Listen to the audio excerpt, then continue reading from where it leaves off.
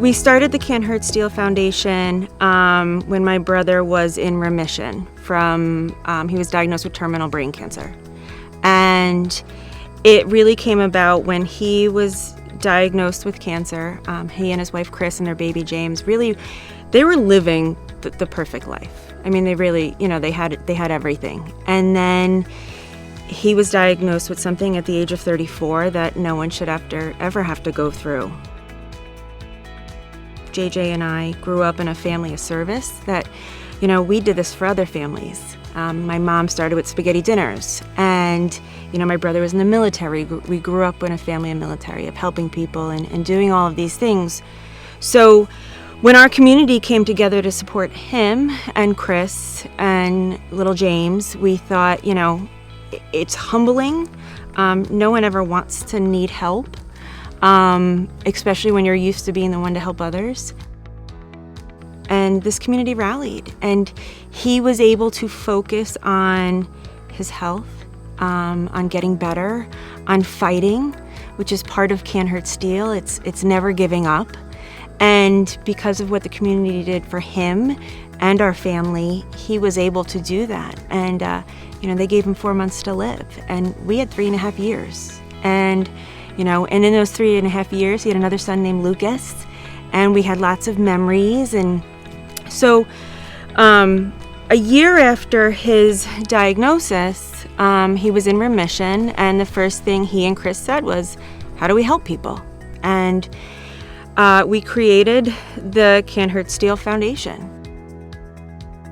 Can't Hurt Steel Foundation, we help a lot of people. We average about at least $20,000 a year in grants to people in need, either that are suffering from an illness, catastrophic event. We do our scholarships, we sponsor leadership programs, we honor members of our community, and all kind of wrapped into one foundation with their support.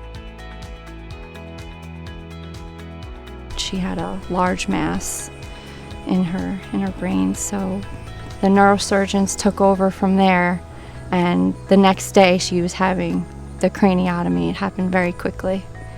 I cried some of the times. I was like, I can't believe this is happening. It was terrible. I was so depressed. I didn't like it. I missed all of my friends. I couldn't believe it. I said, wake me up when my cancer ends. They wanted to help right away, and it was a relief because I could focus on what I have to do here at the hospital. I don't have to worry about, all that other stuff because they're going to help out financially. I don't have to worry about, our next mortgage payment. So it gave me and my husband time to just take everything else in. I remember them all cheering for me, donating. I loved it. I was like, oh my gosh. How did that make you feel? It made me feel so proud. It made me feel special. Everybody says, I don't know how you're doing it. I don't know how you're doing it, but I didn't do it alone because nobody can. And they reminded us that we're not alone. I punched cancer in the stomach. She's doing really good. She's no evidence of disease. She just gets better and better every year. But I'm now free from cancer. I'd give them all a big hug and say thank you. You're all phenomenal. I think he would be so proud. I think it keeps his resilience and memory going. I hope in 10 years his boys are sitting here taking over, and they knew how brave he was, how he helped people, how that fostered other people to help others. So, I do this for 2 reasons. One is to help those in need. 2 is to keep his memory going. And we get to do that.